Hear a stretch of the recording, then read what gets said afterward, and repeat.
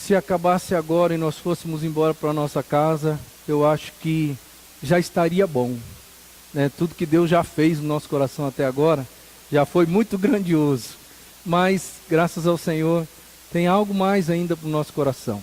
Tem algo mais, principalmente para a vida dos nossos jovens e adolescentes. Hoje, eu quero falar sobre a vida de uma pessoa que a Bíblia traz como ensinamento para nós, e está registrada no livro de Reis, 2 Reis, capítulo 5, dos versos 1 até o 10, e nós vamos ler também o 14. 2 Reis, capítulo 5. Gostaria que você que é da igreja desse uma olhadinha ao seu redor. De repente tem alguém precisando de uma Bíblia, né? Compartilhe sua Bíblia com essas pessoas, para que elas possam observar o que está escrito. 2 Reis capítulo 5, nós vamos ler dos versos 1 até o 10, e depois vamos ler o 14.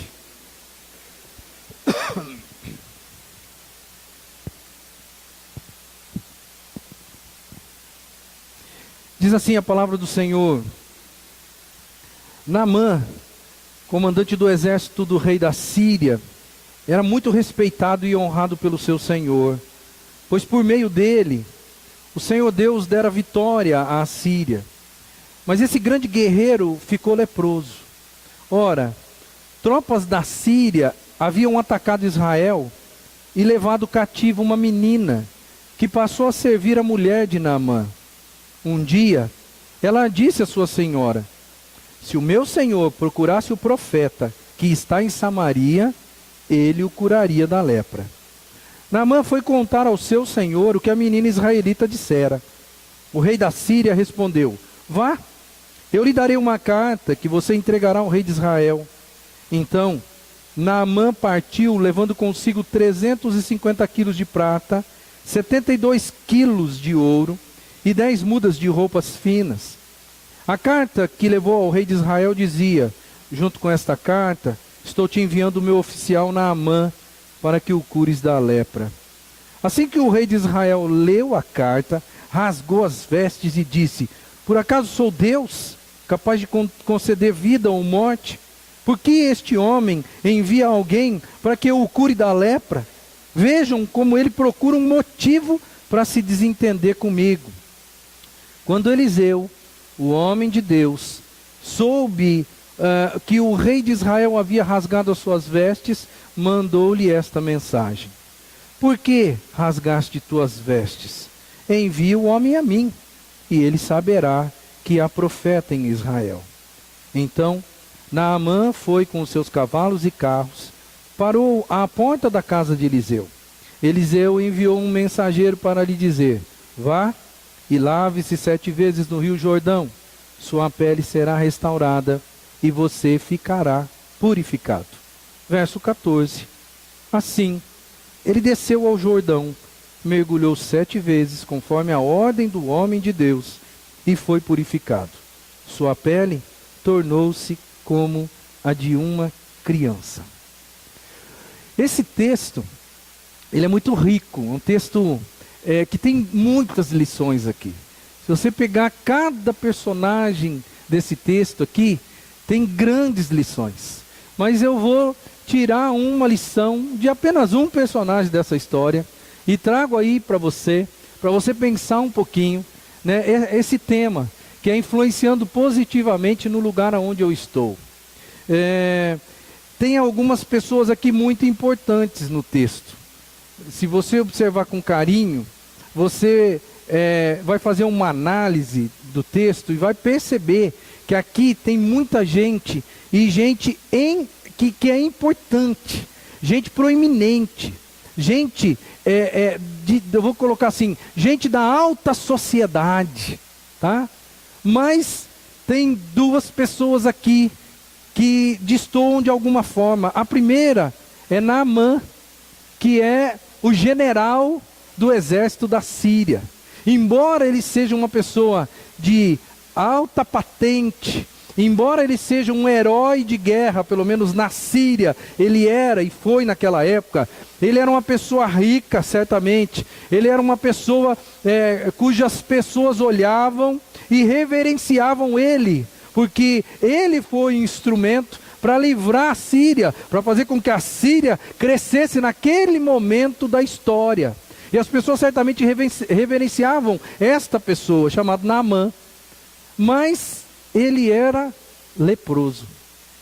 E eu não posso deixar passar aqui, embora ele não seja o alvo direto do que eu quero trazer para o seu coração, não posso deixar passar aqui quem era essa pessoa. Existia naquela época, vários tipos de lepra. A lepra, ela é uma doença terrível hoje, mas naquela época ela era uma doença condenatória. A lepra era muito difícil, muito complicada, e ela tinha um diferencial terrível, porque ela era contagiosa. Então a lepra, ela matava a pessoa, ela matava em todos os sentidos, se é que eu posso assim dizer. A lepra, eu até trago aqui algumas fotos para você ter uma ideia do que é a lepra, do que é a lepra hoje, porque essas fotos não são daquela época, né? Alguns tipos de lepra, elas se apresentam dessa forma, outros tipos de lepra se apresentam desta forma, outros tipos começam a fazer com que os seus membros mais distantes do corpo, os dedos dos pés, os dedos das mãos, comecem a apodrecer e comecem a cair, vagarosamente. Então a lepra, ela ia matando o indivíduo, ia matando aos poucos, se é que eu posso assim dizer. A lepra, alguns tipos dela, causavam feridas dessa forma, outras desta forma, e outras ainda desta forma. Provavelmente, eu não tenho como afirmar isso, mas provavelmente Naamã tinha um tipo de lepra que era mais ou menos parecido com isso. Por quê?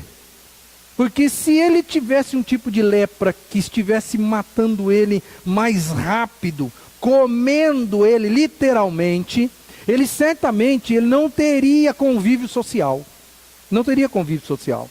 Então é provável que Naamã tivesse uma psoríase, uma hanseníase um pouco mais leve, alguma coisa que fosse tolerável para que ele convivesse pelo menos um pouco mais próximo das pessoas. Mas quem tinha lepra num estágio mais avançado, eles eram colocados à parte da sociedade.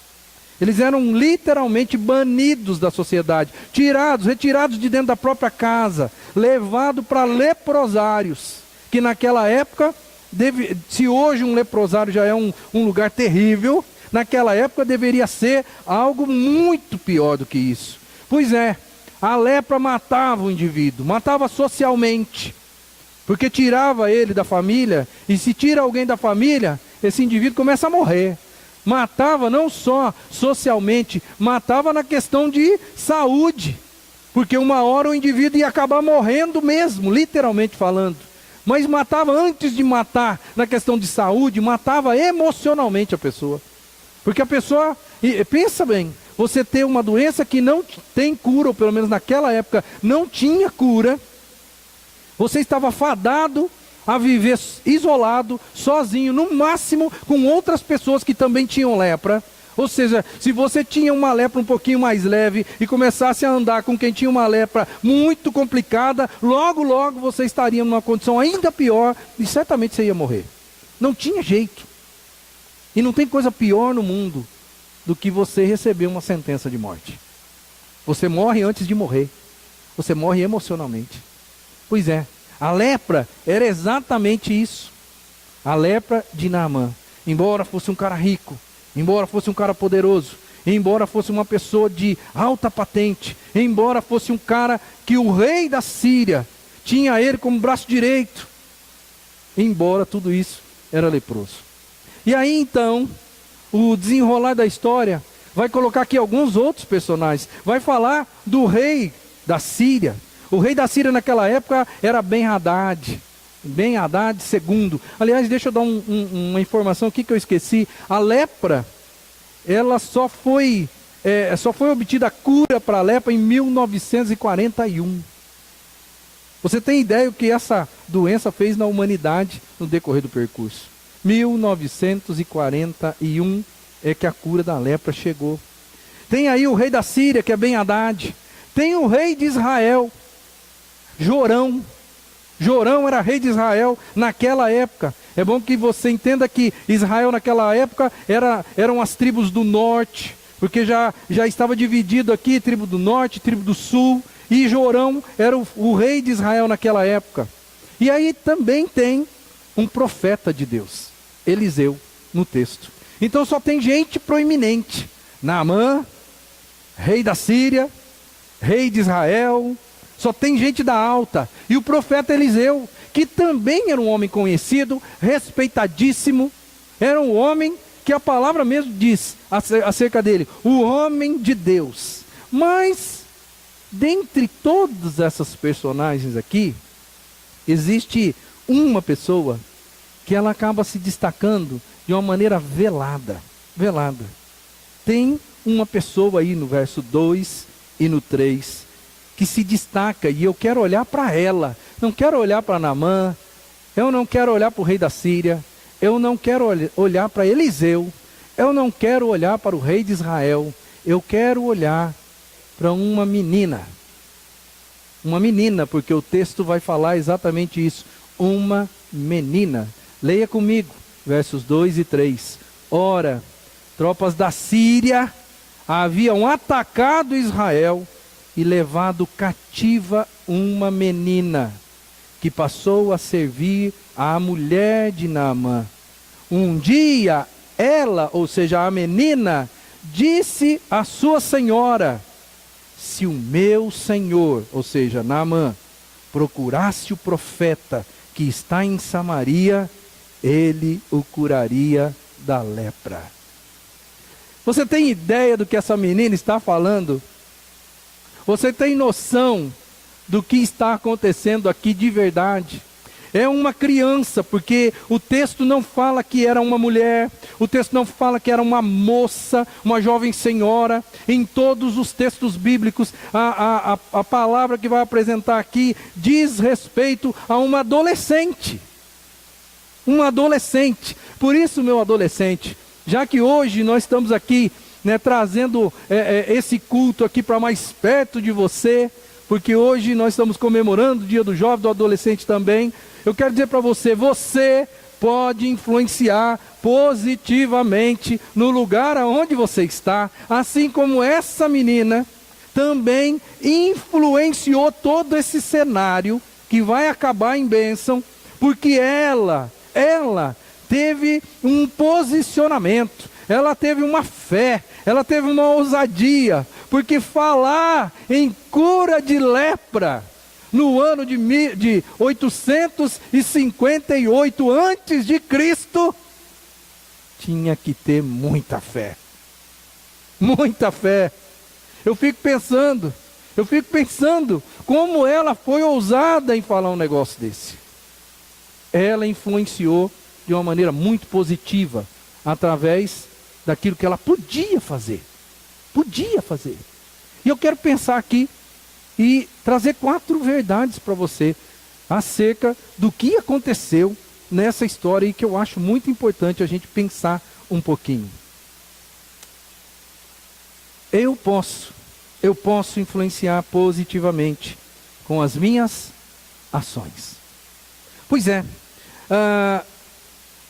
ela não fez muita coisa, é verdade, mas ela fez a coisa mais importante. Ela lançou luz, e ela lançou luz no fim do túnel, quando ela disse: olha, se o meu senhor, se Naamã, o meu dono, se ele fosse a Samaria, que é outro país, daqui a pouco eu vou mostrar para você o mapa, para você entender bem, é outro país, se ele fosse a Samaria, lá é a terra do povo de Deus, e se ele se encontrasse com o profeta de Deus, lá ele seria curado. Pois é, a ação dessa menina, o falar, a ousadia, a fé, fez a coisa começar, deu o start inicial, foi o que ela podia fazer. Ela não podia fazer mais nada além de lançar luz, de dizer: existe sim uma possibilidade, existe sim como você sair dessa situação tenebrosa que você vive. Porque eu fico imaginando, do que valeria a Naamã ter todo o poder, do que valeria a Naamã ser um homem honrado, poderoso, cheio da grana. Daqui a pouco não vou falar já. Você sabe, eu fiz questão de calcular em dinheiro, em reais, quanto que o Naamã levou para Israel, para dar de presente. Você sabe quanto que foi essa grana?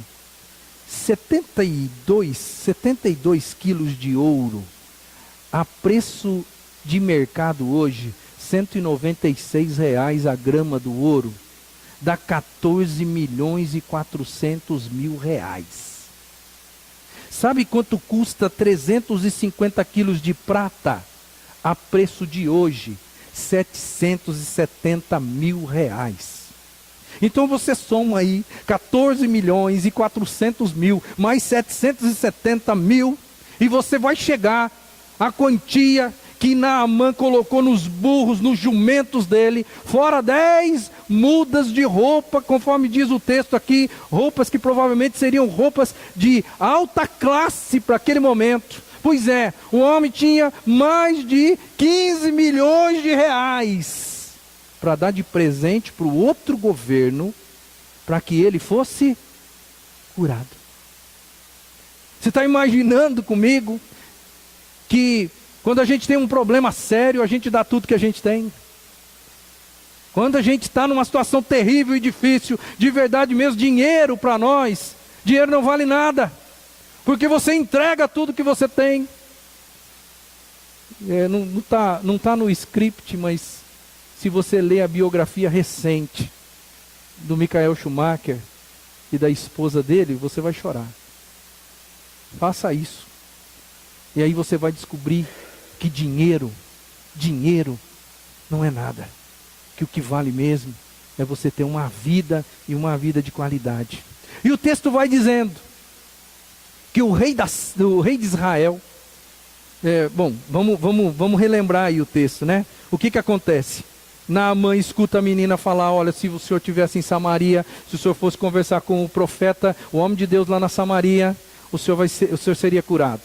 Aí ele recebe isso, ele recebe essa ideia, ele recebe essa luz dessa menina, e o que ele faz? Bom, se é na Samaria, como é que eu faço? Eu vou até o meu rei. Ele foi até o rei da Síria e falou: meu rei, uma menina lá na minha casa disse que eu posso ser curado se eu for até Israel, até a Samaria, capital de Israel, e se eu for lá, ela disse que eu vou ser curado. O rei da Síria fala assim: então você vai, eu vou te dar uma cartinha aqui, e na cartinha eu vou escrever: olha, rei de Israel, Jorão, estou mandando meu servo Naamã para que você cure ele da lepra.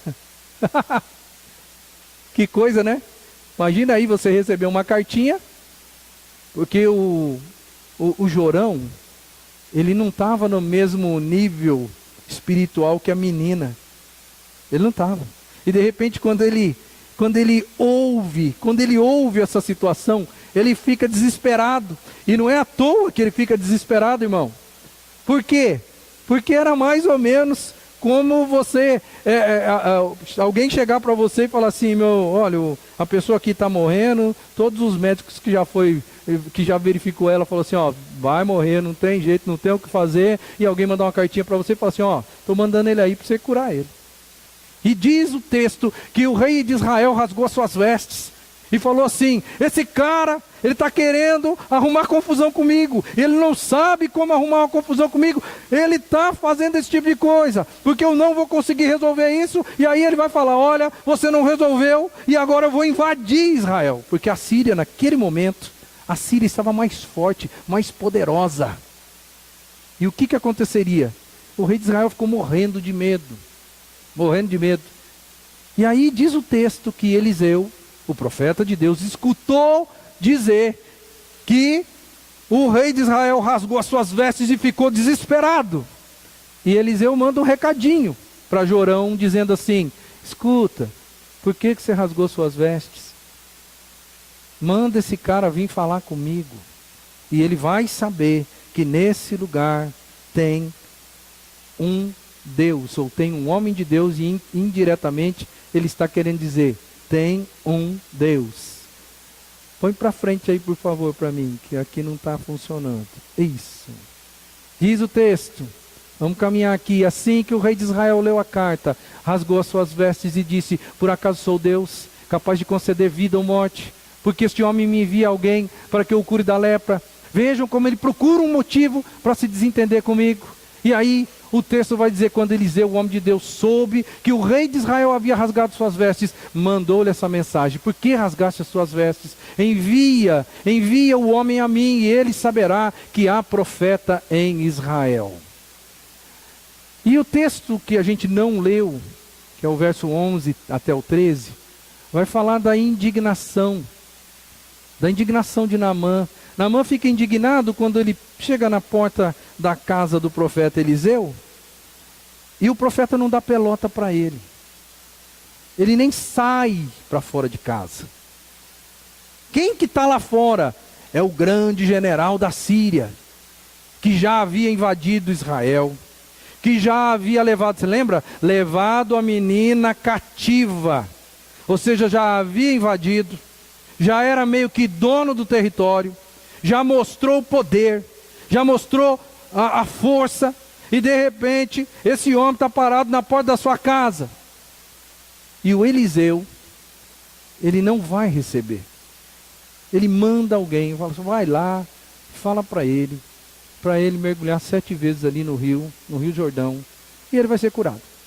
O Naamã fica indignado. Primeiro, ele fica indignado porque o cara não recebeu ele. Pô, que negócio é esse? Será que esse cara não sabe com quem ele está falando? Será que esse cara não sabe quem é que está aqui? Em segundo lugar, ele fica indignado, porque o texto diz assim, mas Naamã ficou indignado e saiu dizendo, eu estava certo de que ele sairia para me receber, invocaria de pé o nome do Senhor seu Deus, moveria a mão sobre o lugar afetado e me curaria da lepra. Não são os rios Abana e Farfar em Damasco? Damasco é a capital da terra dele, da capital da Síria. E ele diz, os rios lá, Abana e Farfar em Damasco, eles não são melhores do que todas as águas aqui de Israel? Será que eu não poderia lavar-me neles e ser purificado? Então foi embora dali furioso. Mas os seus servos lhe disseram, meu pai, se o profeta lhe tivesse pedido alguma coisa difícil, o senhor não faria? Quanto mais, quando ele apenas lhe diz para que se lave e seja purificado. Pois é, à luz disso, ele muda de ideia, ele vai para lá, mergulha 7 vezes no Rio Jordão, e o que acontece? O milagre acontece. Diz a palavra, assim ele desceu ao Jordão, mergulhou 7 vezes, conforme a ordem do homem de Deus. Ele foi purificado e a sua pele tornou-se como a de uma criança. Tem coisa mais linda, mais cuti-cuti do que pele de criança? Pois é, quando Deus faz, meu irmão, Ele faz da melhor forma, Ele faz o melhor. Quando você tem fé e confiança de que Deus faz na sua vida, Ele faz, e Ele não faz meia boca, querido. Ele faz uma coisa linda, maravilhosa, que até você duvidaria que Ele seria capaz de fazer, e Deus assim o fez. E esse milagre extraordinário, no ano de 858 antes de Cristo, que era algo impossível de acontecer, esse milagre acontece. E eu só cheguei até aqui para dizer para você uma coisa: eu posso influenciar com as minhas ações, porque tudo isso aconteceu porque uma menina adolescente deu o start inicial, dizendo que se o meu Senhor estivesse na Samaria e encontrasse com um homem de Deus, ele seria curado. Missão impossível. Eu posso influenciar positivamente com as minhas ações. Adolescentes, vocês podem influenciar o mundo e as pessoas que estão ao seu redor com as suas ações. Segunda coisa que eu entendo que é importante para a gente: eu posso influenciar positivamente, mesmo havendo grandes impedimentos na minha vida. Quando a gente olha para o texto, e quando a gente vê isso acontecer, parece um negócio muito simples. Mas não foi tão simples assim, querido. E eu quero deixar claro para você que não foi tão simples assim. Essa menina falar o que ela falou, essa menina agir do jeito que ela agiu. Porque essa menina, ela tem vários impedimentos para fazer isso. Mas mesmo assim ela faz isso. E eu vou trazer aqui para você, dentro da minha ótica, dentro da minha visão, ela tem pelo menos três impedimentos para acontecer aqui, ou 3 impedimentos. Ah, tá. Por favor, irmão, você é dono do carro EAK 5957. Por favor, tira, que está atrapalhando alguém sair. Então, essa pessoa que está com dificuldade de sair, se porventura o carro é seu, vai lá agora, dá uma tiradinha para a gente, por favor. EAK 5957, tá? Então, tem pelo menos 3 impedimentos que eu entendo que essa menina tem na vida. E esses impedimentos seriam suficientes para ela ficar, quietinha. Para ela não falar nada, para ela não se intrometer. Ela tinha. O primeiro impedimento que eu enxergo é o impedimento de posição. O que é o impedimento de posição? De quem ela é, da posição em que ela se encontra naquele momento. O texto vai dizer que ela é escrava, certo? Ela é escrava. Bom, eu trago aqui um mapinha para você entender o que aconteceu e para você perceber por que ela é escrava. Pois é, ela é uma menina que vive no reino de Israel. Mas, aqui esse pedaço aqui é a Síria daquela época. A Síria. Em cima aqui é o Império Assírio. E essa aqui, que naquela época era o reino de Damasco, que Damasco era a capital. Pois é, em uma das incursões, em uma das guerrilhas, que Naamã, chefe do exército, pensa bem, Naamã, chefe do exército da Síria, ele pega suas tropas e ele entra em Israel. E o que acontece quando um outro exército entra num território? Ele mata as pessoas. Ele arruína tudo ao redor. E quem ele não mata, geralmente mulheres e crianças. Essas mulheres e essas crianças, as mulheres, elas vão praticamente para os haréns, para os homens mais importantes da nação. E as crianças vão servir como escravas, desde criancinha. Como escravo. Pois é. Essa menina que estava em casa um dia com a sua família, tranquilinha, no Facebook, na televisão, tranquila, vivendo uma vida sossegada, de repente arrombam a porta da casa dela, quebra o computador, quebra o celular, quebra tudo, mata o pai, talvez mata a mãe, talvez mata os irmãos, e se não matar, pega todo mundo e leva para outro reino, para outra nação. E a partir daquele momento, você vai ser escravo. Você vai me servir. Adolescente, essa é a vida dessa menina. Na posição dela, ela tinha tudo para falar assim, eu não vou falar nada. Eu até sei que tem como resolver esse negócio aí. Mas tomara que esse cara morra devagar. É que a gente não consegue enxergar no texto esse tipo de coisa, mas é isso que está acontecendo. Essa menina, ela influenciou positivamente, mesmo tendo grandes impedimentos na sua posição. Ela era escrava. E um escravo, quem ia dar ouvidos para um escravo? Aliás, quem ia dar ouvidos, que os adolescentes não me escutem, para um adolescente? Quem ia dar ouvido para um adolescente que está falando uma barbaridade do tipo, lá lá tem cura. O Naamã, se fosse eu, né? O Naamã olharia para mim e falaria assim: quantos anos você tem mesmo? 12. Não sabe de nada, inocente. Cura para lepra. Você está doente. Alguém fez a sua cabeça lá do outro lado. Alguém, né?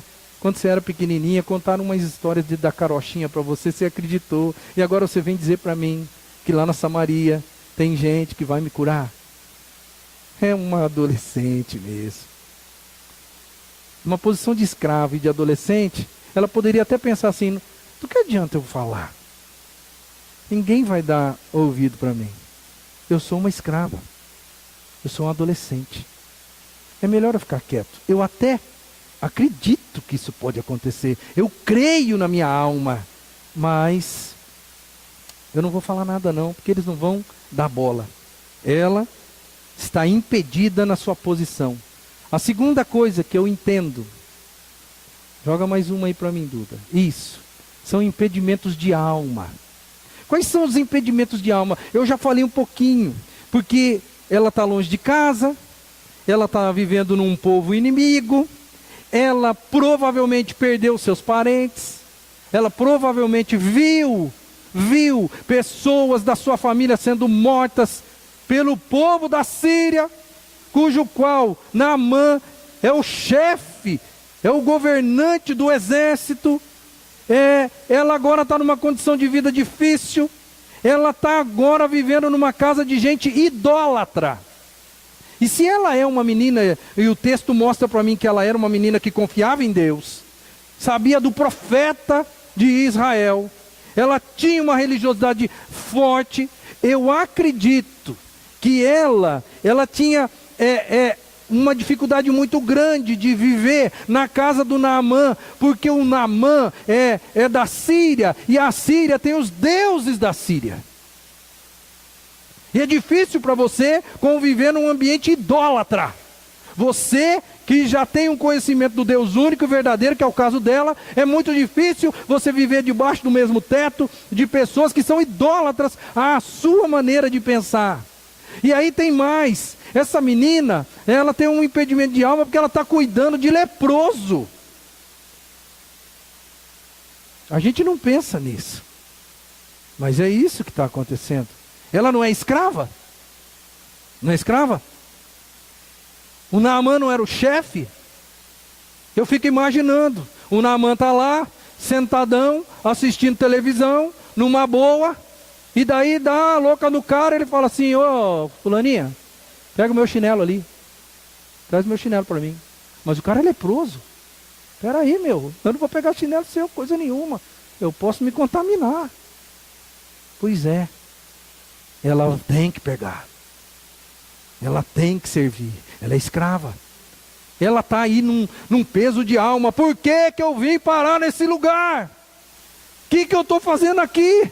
Por que Deus deixou isso acontecer comigo? Eu vivia em Israel, eu era temente a Deus, os meus familiares eram temente a Deus, tudo estava lindo e maravilhoso. De repente alguém arromba a porta da nossa casa e invade o nosso território, mata todo mundo. Imagina só a alma dessa criança, porque é uma criança. E Naamã é o chefe. E agora ela está ali, porque para ela, Naamã era a figura representativa do mal. De todo o mal da vida dela. E agora ela está ali, tendo que servir aquela pessoa. Irmão, se fosse eu e se fosse você, nós já teríamos perdido a fé. Nós olharíamos para a nossa vida e falar assim: Deus existe? Deus existe coisa nenhuma. Porque eu estava lá, adorando Ele, minha família adorando Ele, minha família vivendo de acordo com a vontade dEle, e de repente agora, olha o que aconteceu com a minha vida. Por que Deus permitiu que acontecesse uma coisa terrível dessa comigo? Ela praticamente poderia, querido, ter perdido a fé, não acreditado mais nem na existência de um Deus. mas ela passa por cima de tudo isso, irmão. Eu estou colocando para você que ela tem impedimentos de alma, forte. Mas mesmo assim, ela passa por cima desse negócio. Ela mantém a fé dela. E a fé dela é muito maior do que a fé do rei. Você lembra qual foi a atitude do rei de Israel, do Jorão, quando ele recebe a carta? Estou mandando ele aí para você curar. O rei Jorão lembrou de Deus? Lembrou? Não.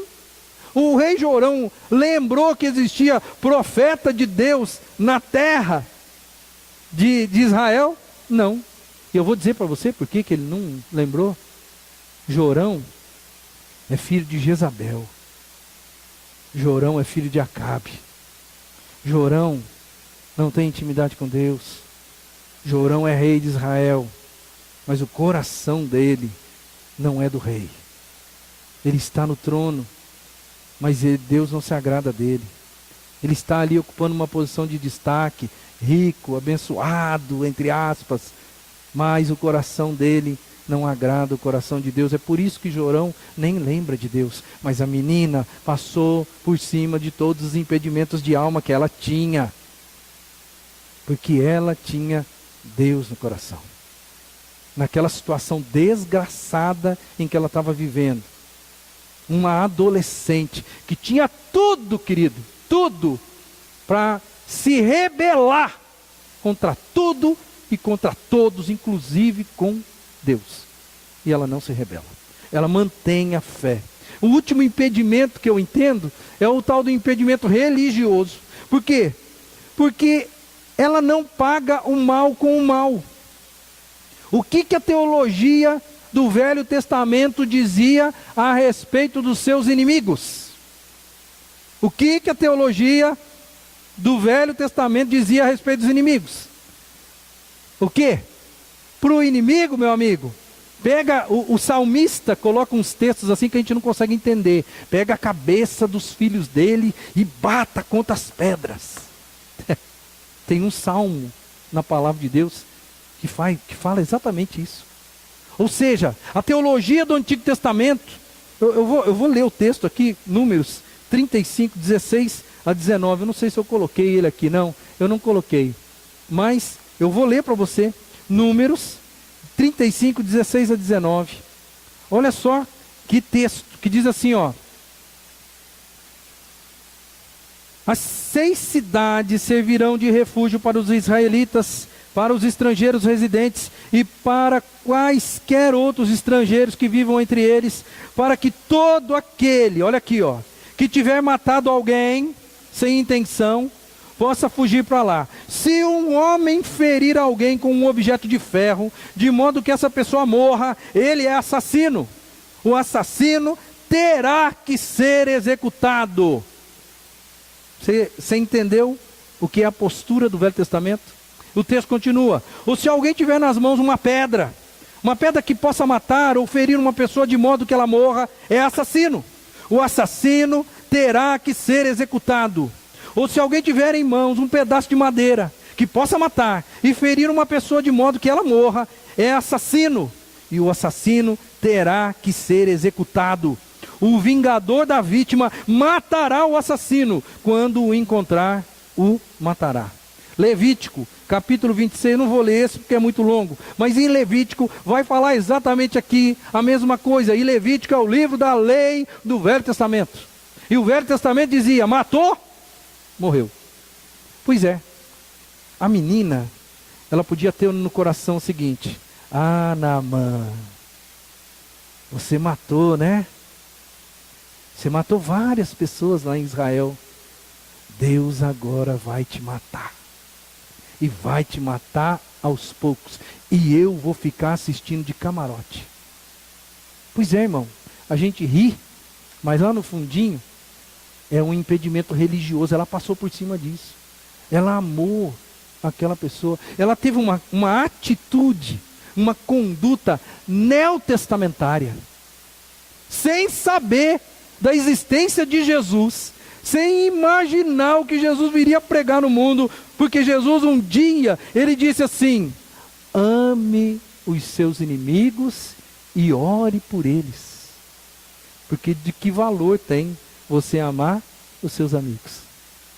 Pois é, ela passa por cima dos seus impedimentos religiosos. Eu só estou colocando isso para você porque ela é uma adolescente que influenciou de uma maneira positiva, mesmo havendo grandes impedimentos na questão social, na questão de alma e até mesmo na questão religiosa, e ela passa por cima de tudo isso. E ela é apenas uma adolescente, gente. Ela não é um adulto cabeça feita, não. Ela é apenas uma adolescente que tinha tudo. Tem adolescente nessa igreja aqui que não sofreu 1/10 do que essa menina sofreu e já está todo revoltado da vida. Não está? Quantos adolescentes eu estou falando aqui? Porque isso eu sei que é generalizado. Não estou apontando o dedo para você, não. Eu estou dizendo que adolescente é assim. Adolescente não pode sofrer um pouquinho, que ele já se rebela com tudo e com todos. Pois é. Essa menina sofreu tudo o que sofreu. E ela influenciou positivamente a sua geração, o lugar onde ela estava.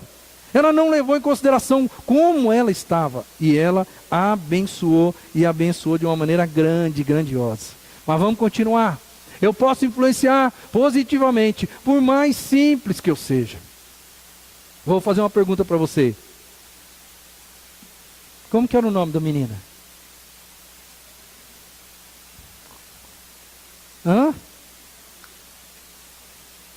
O texto não fala. Naamã fala. Se falar rei da Síria, todo mundo sabe quem que é o rei da Síria. Pelo menos naquela época todo mundo sabia. Era o Ben-Hadad II.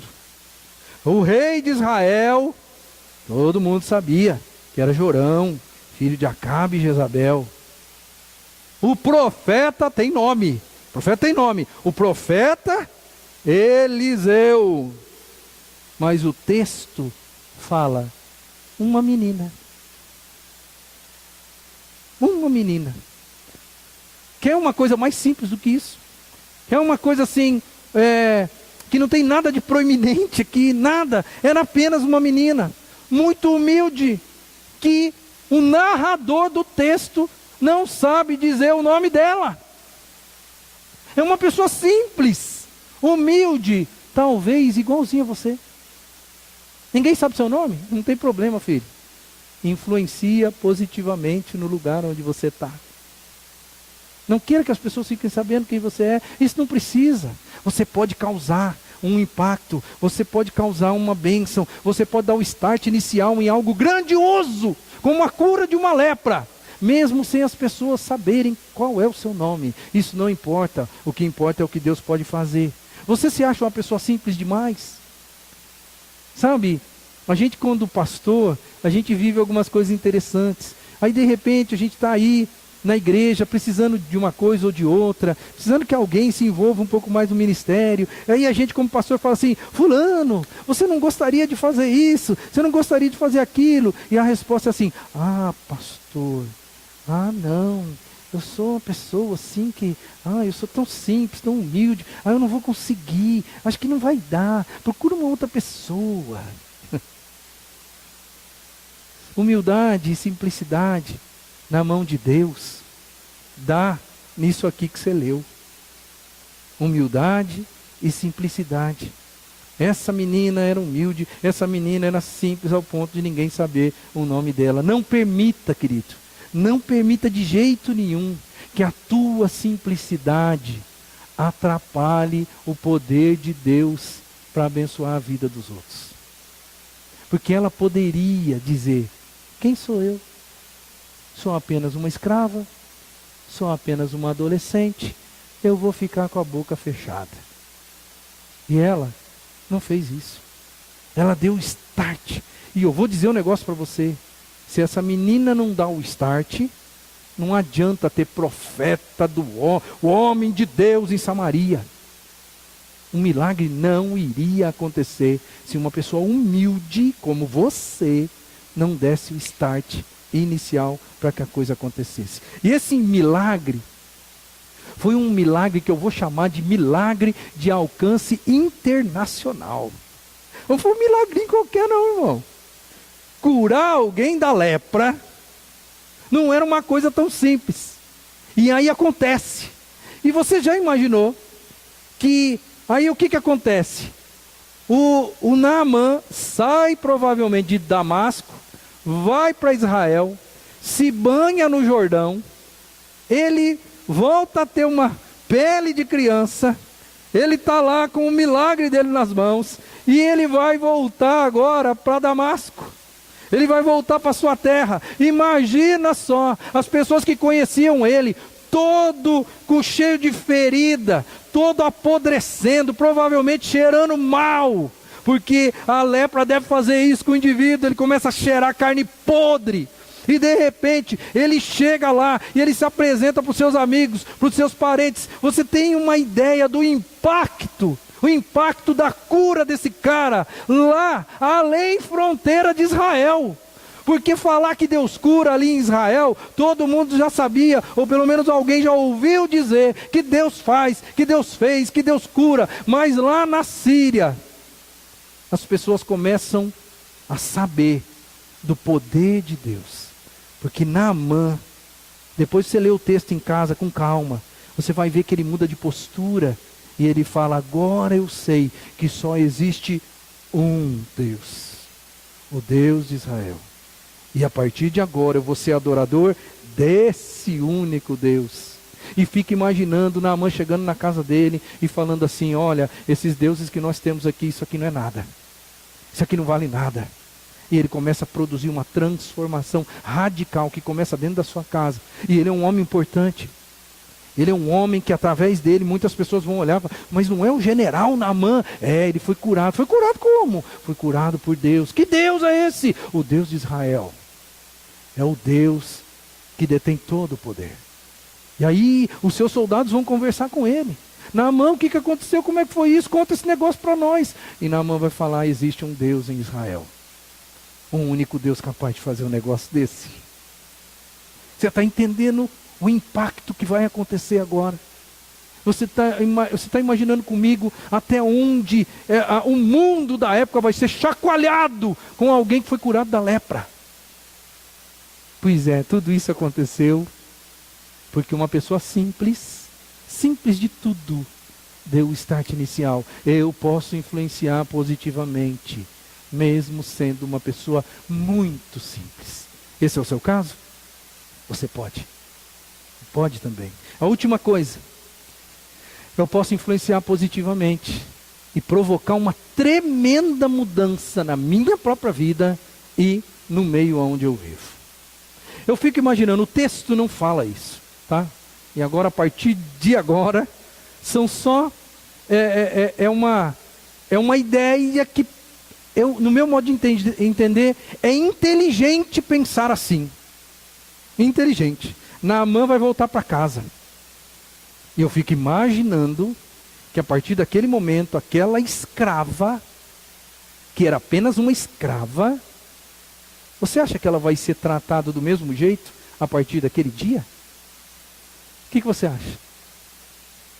Eu imagino que aquela menina que era escrava, adolescente, agora Naamã iria olhar para ela, ia chegar em casa, iria olhar para aquela menina, ia dar um abraço nela, forte, e talvez, o texto não fala isso, irmão, mas talvez ele diria para ela: a partir de hoje, eu vou tratar você como filha. Porque o que você fez comigo, ou o que você fez para mim, ninguém no mundo poderia fazer. Eu posso influenciar, e eu posso causar uma tremenda mudança na minha vida, quando eu influenciar o mundo de maneira positiva. É plausível pensar isso. É inteligente pensar que a vida daquela menina mudou a partir do retorno de Naamã. O sentimento de gratidão, ele pode ter tratado ela como filha e nunca mais como escrava. E aquela menina vai aprender uma coisa interessante. Ela vai aprender que não é a condição de vida dela, não é o estado em que ela se encontra, que traz felicidade e que traz uma motivação e uma fé genuína em Deus. É o estar com Deus. Ela era escrava, ela não tinha nada para se orgulhar. Ela não tinha nada para ser feliz.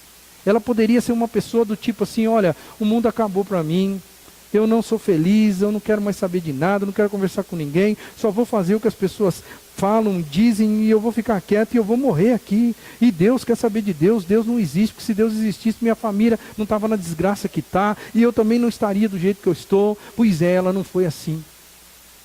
Ela teve um coração diferente.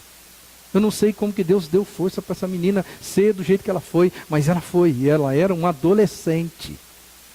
E de repente eu acredito que ela descobre que a felicidade genuína não está em ser escravo ou não ser escravo, em ter dinheiro ou não ter dinheiro, em ter família ou não ter família.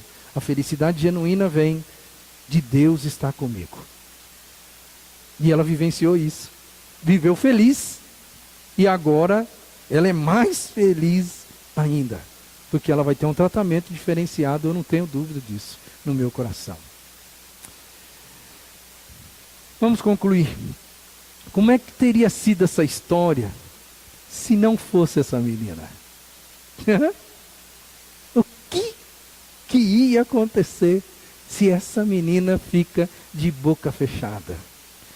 Eu vou perguntar agora uma coisa para você agora. O que você, à luz de tudo que você ouviu aqui hoje, o que você faria? Que você faria se você tivesse no lugar dela? Com todos esses impedimentos de alma aí, o que você faria?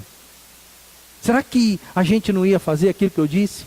Do tipo, eu vou olhar para o cara e ainda vou falar para ele um dia, você está sofrendo assim e você vai morrer porque você mexeu com o povo errado, mexeu com o povo de Deus, e agora Deus vai pesar a mão em você. Alguns de nós aí com o coração meio duro, talvez faria exatamente isso. E faria assim de peito estufado, falando, Deus é poderoso, Deus é vingador, com Deus não se brinca, e agora você vai morrer.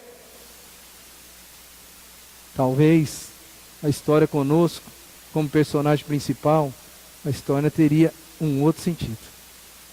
Ela teria um outro desfecho.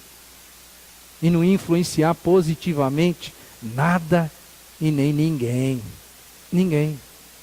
E aí, irmão, eu vou dizer para você o que eu acho que é o que você precisa sair daqui sabendo. Você pode influenciar positivamente. Aonde você está, sendo quem você é. Se sua vida estiver boa ou não. Se a sua condição social for boa ou não. Se você tiver ou não tiver. Você pode influenciar. Você pode ajudar, colaborar com Deus. Para que grandes milagres, grandes bênçãos aconteçam na vida de outras pessoas. Se eu pudesse resumir a mensagem, e eu fiz isso, em uma frase, eu trago essa frase para você hoje. Por mais simples que você seja, e mesmo com todas as dificuldades e impedimentos na sua vida, saiba que as suas ações podem provocar mudanças abençoadoras em você e em quem estiver ao seu redor. Eu vim aqui hoje para dizer isso para você, em nome de Jesus. Amém? Que Deus nos abençoe, que Deus nos dê da graça dele na nossa vida.